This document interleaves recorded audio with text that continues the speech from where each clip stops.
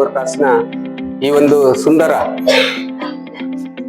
ಗಿವರ್ಲಿ foundation ಮುಖಾಂತರ ಉಚಿತ ಆರೋಗ್ಯ ತಪಾಸಣಾ ಕಾರ್ಯಕ್ರಮವನ್ನ ನಮ್ಮ ಶಾಲಾ ವಿದ್ಯಾರ್ಥಿಗಳಿಗೆ ಮತ್ತು ಸುತ್ತಮುತ್ತಲಿನ ಒಂದು ಪೋಷಕ ವರ್ಗದವರಿಗೆ ಇವತ್ತು ಆಯೋಜನೆ ಮಾಡೋದು ತುಂಬಾ ಸಂತೋಷ. ಯಾಕಂದ್ರೆ ಇದು ಕರ್ನಾಟಕದ ಸೂರ್ಯ ಉದಯಿಸುವ ಮೊದಲ ಒಂದು ಪ್ರೌಢಶಾಲೆ ಅಂತ ನಾವು ಹೇಳ್ತೀವಿ ಹೆಮ್ಮೆಯಿಂದ. ಇದು ಗ್ರಾಮೀಣ ಪ್ರದೇಶವಾಗಿದ್ದು ಇದು ಗಡಿಯ ಭಾಗವಾಗಿದ್ರೂ ಸಹ ಇಲ್ಲಿ ಕನ್ನಡ ಉಕ್ಕಿ ಹರಿಯುತ್ತಾ ಇದೆ.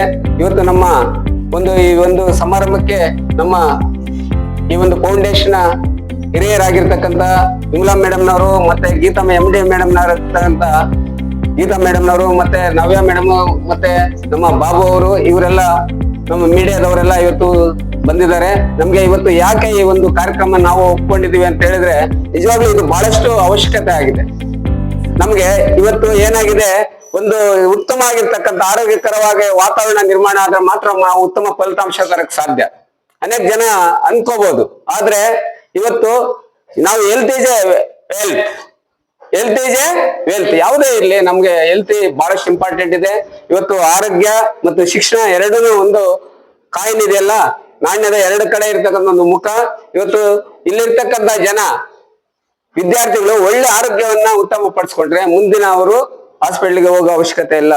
ಇಲ್ಲಿನ ಇದು ಮಾಡ್ಕೊಂಡು ಹೆಚ್ಚು ಕಡಿಮೆ ಆದ್ರೆ ನಾಳೆ ಎರಡು ಕಡೆ ಹೋದ್ರೆ ಹಾಸಿಗೆ ಹಿಡಿಬೇಕಾಗ್ತದೆ. ಇನ್ನು ಕೆಲವರೆಲ್ಲ ಇಲ್ಲಿ ಶಿಕ್ಷಣ ಪಡೆಯಲಿಲ್ಲ ಅಂದ್ರೆ ಜೈಲ್ ಸೇರ್ಬೇಕಾಗುತ್ತೆ. ಆದ್ರಿಂದ ಇವತ್ತು ಈ ಒಂದು ಗ್ರಾಮೀಣ ಪ್ರದೇಶವನ್ನ ತಾವು ಆಯ್ಕೆ ಮಾಡಿದ್ರ ತಮ್ಮ ಈಗಾಗಲೇ ಹೇಳಿದರೆ ತುಂಬಾ ಒಳ್ಳೆ ವಿಷನ್ ಇದೆ. ಏನು, ಈ ಗ್ರಾಮೀಣ ಪ್ರದೇಶ ಮಕ್ಕಳಿಗೆ ತಪಾಸಣೆ ಮಾಡ್ಬೇಕು, ಅವ್ರಿಗೆ ಹೆಲ್ತ್ ಕಾರ್ಡ್ ಮಾಡ್ಬೇಕು, ಅವ್ರಿಗೆ ಸುಮಾರು 5 ಲಕ್ಷವರೆಗೂ ಇನ್ಸೂರೆನ್ಸ್ ಸಿಗುತ್ತೆ ಒಂದು ಮಾಡ್ತಕ್ಕಂತ ಒಂದು ಮಹಿಳೆಯರು ಇವತ್ತು ಸಿಡಿದು ಬಂದು ಇವತ್ತು ನಿಂತ್ಕೊಂಡು ನಾವು ಸರ್ ಗ್ರಾಮೀಣ ಪ್ರದೇಶ ಜನಕ್ಕೆ ಸೇವೆ ಮಾಡ್ತೀವಿ, ಆ ಮಕ್ಕಳಿಗೆ ಸೇವೆ ಮಾಡ್ತೀವಿ, ಅಲ್ಲಿರ್ತ ಜನತೆಗೆ ಸೇವೆ ಮಾಡ್ತಕ್ಕಂಥ ನಿಜವಾಗ ದೊಡ್ಡ ಪ್ರಶಂಸೆ ಮಾಡ್ತಕ್ಕಂಥ ಒಂದು ವಿಚಾರ. ಅದೇ ರೀತಿಯಾಗಿ ಮಕ್ಕಳೇ, ನಾನು ಕೂಡ ನೋಡಿ, ನಾನು SSLC ಆದ್ಮೇಲೆ ನಾನು ಸೈನ್ಸ್ ಕಡೆ ಹೋದೆ. ನಾನು ಸೈನ್ಸ್ ಏನೋ ಒಂದು ಆಗ್ಬೇಕು ಅಂತ ಹೋದೆ, ಡಾಕ್ಟರ್ ಆಗ್ಬೇಕಂದ್ರೆ ನನ್ನ ಕೈಲಿ ಆಗ್ಲಿಲ್ಲ. ವೆಟರ್ನರಿ ಡಾಕ್ಟರ್ ಆದ್ರೂ ಆಗೋಣ ಅಂದ್ರೆ ಅದಕ್ಕೂ ಪ್ರಯತ್ನ ಪಟ್ಟೆ, JKVKಗೆ ಅದು ಸಾಧ್ಯ ಆಗ್ಲಿಲ್ಲ. ಒಂದು IAS ಆಫೀಸರ್ ಆಗ್ಬೇಕು ಅಂತ ಟ್ರೈ ಮಾಡಿದೆ, ಆಗ್ಲಿಲ್ಲ. ಅದೇ ನನಗೆ ಯಾವುದೇ ಮನೆಗಳ ಕಡೆ ಅಷ್ಟೊಂದು ಬಡತನ ಇರೋದ್ರಿಂದ ನಮ್ ಕೈಲಿ ಆಗ್ಲಿಲ್ಲ. ಆದ್ರೆ ನಾನು ಟ್ರೈ ಮಾಡಿದೆ 3 ಸಲ IAS ಪರೀಕ್ಷೆಗೆ ಪ್ರಿಲಿಮಿನರಿಗೆ ಹೋದೆ. ಆಮೇಲೆ main examination IFS Indian forest service ಹೋದೆ. ಅದ್ರಲ್ಲಿ ಆಗಿದ್ರೆ ರೇಂಜರ್ ಎಲ್ಲ ಹೋಗ್ತಾ ಇದ್ದೆ.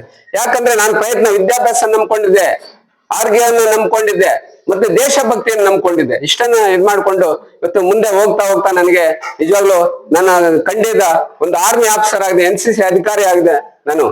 ಆಮೇಲೆ ಒಂದು ಒಳ್ಳೆ ಶಿಕ್ಷಕನಾಗ್ಬೇಕು ಅಂತ ನನ್ಗೆ ಆಸೆ ಇತ್ತು. ಒಳ್ಳೆ ಶಿಕ್ಷಕನಾಗ್ಬೇಕಂತ ನಾನು ಪ್ರಯತ್ನ ಪಟ್ಟು ಇನ್ನೂ ಪ್ರಯತ್ನ ಪಡ್ತಾ ಇದ್ದೀನಿ. ಇನ್ನ ಉತ್ತಮ ಶಿಕ್ಷಕ ಆಗ್ಬೇಕು ಅಂತ ಹೇಳಿ ಮಾಡ್ತಾ ಇದ್ದೀನಿ. ನಿಜವಾಗ್ಲೂ ನಾನು ಸೈನ್ಸ್ ಹೋಗ್ತಾ ನನಗೆ ರಿಸರ್ಚ್ಗಳಾಗ್ಲಿ, ಲ್ಯಾಬಲ್ಲಿ ಕೆಲಸ ಮಾಡ್ತಕ್ಕಂಥ ಕೆಲಸ ಆಗ್ಲಿ ಎಲ್ಲ ನಮ್ಗೆ ಸಿಕ್ತು. ನಾನು MSc ನಾನು ಮಾಡುವಾಗ ರಿಪ್ರೊಡಕ್ಟಿವ್ ಫಿಸಿಯಾಲಜಿ ಅಂತ ತಗೊಂಡಿದ್ದೆ. ಮತ್ತೆ ಅನಾಟಮಿ, ಬಾಡಿ ಹ್ಯೂಮನ್ ಅನಾಟಮಿಯನ್ನ ನಮ್ಮ ಡಾಕ್ಟರ್ಗಳೆಲ್ಲ ಇದ್ದಾರೆ. ಹ್ಯೂಮನ್ ಅನಾಟಮಿ, ಆ ಸೆಲ್ಲಿಂದ ಹಿಡಿದು ಟಿಶ್ಯೂನಿಂದ ಆರ್ಗನ್ ಇಂದ ಪ್ರತಿಯೊಂದನ್ನು ನಾವು ಸ್ಟಡಿ ಮಾಡಿದೆ.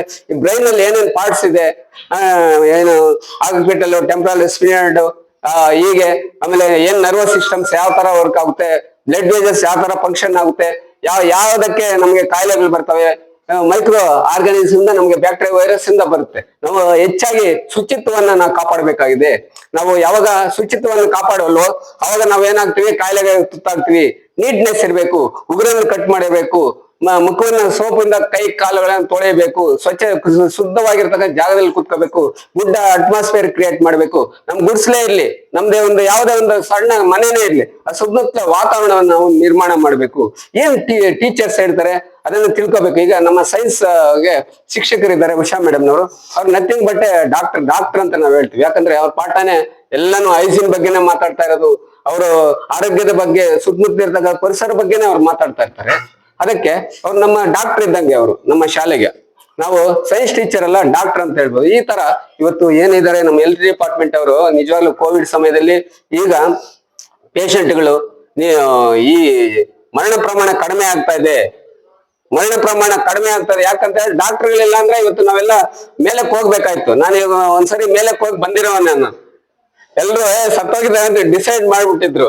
ಅದೇನು ಮಣಿಪಾಲಿಂದ ನಾನು ಏನೋ ನನ್ನ ದೇಶ ಭಕ್ತಿ ಮಕ್ಕಳಿಗೆ ಒಂದು ಏನು ಒಳ್ಳೆತನದಿಂದ ನಾನು ಪಾಠ ಮಾಡಿದ್ದೀನಿ.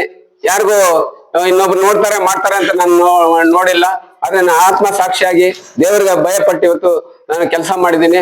ಇವತ್ತು ಅದನ್ನ ನಾನು ವಾಪಸ್ ಬಂದಿದ್ದೀನಿ. ನಾನು ಇನ್ನ ಈ ಒಂದು ನಮ್ಮ ಈ ಒಂದು ದೇಶದಲ್ಲಿ ಸೇವೆ ಮಾಡ್ತಕ್ಕಂತ ಕೆಲಸ ನನಗೆ ಸಿಕ್ಕಿದೆ. ನಾನು ರಾಷ್ಟ್ರ ವ್ಯಾಪ್ತಿಯಲ್ಲಿ ನನ್ನ ಮುಳುಬಾಗಲನ್ನ ಡೆಲ್ಲಿ ಮಟ್ಟದಲ್ಲಿ ನಾನು ತಗೊಂಡೋಗಿದ್ದೆ. ಇವತ್ತು ವಿದ್ಯಾರ್ಥಿಗಳೇ ದಯವಿಟ್ಟು ಕೇಳ್ರಿ, ನಿಜವಾಗ್ಲು ನಿಮ್ ತಂದೆ ತಾಯಿನ ಕರೆಸಿ ಈ ತರ ಇದನ್ನ ಶಿಬಿರಗಳಲ್ಲಿ ಭಾಗವಹಿಸಿ ಅವರ ಹೆಲ್ತ್ ಕಾರ್ಡ್ಗಳನ್ನ ಮಾಡಿಸಿ ಅವ್ರಿಗೂ ಸಹ ಬುದ್ಧಿ ಹೇಳ್ಬೇಕು. ಅವನ ಕುಡಿತ ಅವುಗಳಿಂದ ಚಟದಿಂದ ದೂರ ಇಡಬೇಕು, ಕೆಟ್ಟ ಅಭ್ಯಾಸಗಳನ್ನ ದೂರ ಇಡಬೇಕು, ಮೊಬೈಲ್ ಅನ್ನ ನಾವು ಹತ್ರಕ್ಕೆ ಸೇರಿಸಬಾರ್ದು, ನಮ್ಮ ಆರೋಗ್ಯವನ್ನ ನಾವು ಕಾಪಾಡಬೇಕು, ಒಬ್ರಿಗೊಬ್ರು ಕಮ್ಯುನಿಕೇಶನ್ ಮಾಡಿ ಶಾಲೆಗೆ ಕರೆಕ್ಟ್ ಆಗಿ ಹಾಜರಾಗೋ ತರ ಬರ್ಬೇಕು, ಹಾಜರಾತಿ ಇರ್ಬೇಕು ನಮ್ಗೆ. ಆಮೇಲೆ ಬಂದ ಮೇಲೆ ಇಲ್ಲಿ ಶಿಸ್ತನ್ನು ಕಾಪಾಡಬೇಕು, ಶಿಸ್ತನ್ನು ಕಾಪಾಡಿದ ಓದೋ ತರ ಇರಬೇಕು. ಅವಾಗ ಮಾತ್ರ ನಾವು ಉತ್ತಮ ವಿದ್ಯಾರ್ಥಿ, ಉತ್ತಮ ಫಲಿತಾಂಶ ಈ ಶಾಲೆಗೆ, ನಮಗೆ, ನಮ್ಮ ದೇಶಕ್ಕೆ, ನಮ್ಮ ತಂದೆ ತಾಯಿಗಳಿಗೆ, ಶಿಕ್ಷಕರಿಗೆ ನಾವು ತರಕ್ಕೆ ಸಾಧ್ಯ ಆಗುತ್ತೆ ಅಂತ ಹೇಳ್ತಾ, ನಿಜವಾಗ್ಲೂ ಮಕ್ಕಳೇ ಈ ಒಂದು ಇದನ್ನ ಸದುಪಯೋಗ ಪಡಿಸ್ಕೊಳ್ಳಿ. ಮತ್ತೆ ನಿಮ್ ತಂದೆ ತಾಯಿಗಳಿಗೆ ಕಮ್ಯುನಿಕೇಶನ್ ಮಾಡಿ ಅಂತ ಹೇಳ್ತಾ, ಮುಂದಿನ ದಿನಗಳಲ್ಲಿ ಈ ಒಂದು ಹೆಚ್ಚೆಚ್ಚಿಗೆ ಈ ತರ ಕಾರ್ಯಕ್ರಮಗಳು ನಡೆಯಲಿ. ಇದಕ್ಕೆ ನಾವು ಯಾವಾಗ್ಲೂ ಸದಾ ಪ್ರೋತ್ಸಾಹ ಕೊಡ್ತೀವಿ ಅಂತ ಹೇಳ್ತಾ, ನಾವು ವಂಶೋದಯ ಆಸ್ಪತ್ರೆಗೂ ನಾವು ವಂದನೆಗಳನ್ನ ಅರ್ಪಿಸ್ತೀವಿ. ಯಾಕಂತ ಹೇಳಿದ್ರೆ ಮೇಡಮ್ನವರು ಕೆಲಸ ಕಾರ್ಯಗಳು ಬಿಟ್ಟು ಈ ಒಂದು ಸಣ್ಣ ವಯಸ್ಸಿಗೆ ಈ ಗ್ರಾಮೀಣ ಪ್ರದೇಶಕ್ಕೆ ಬಂದು ಇಂತಹ ಸೇವೆ ಮಾಡ್ತಾ ಇರೋದಕ್ಕೆ ತುಂಬಾ ಧನ್ಯವಾದಗಳು.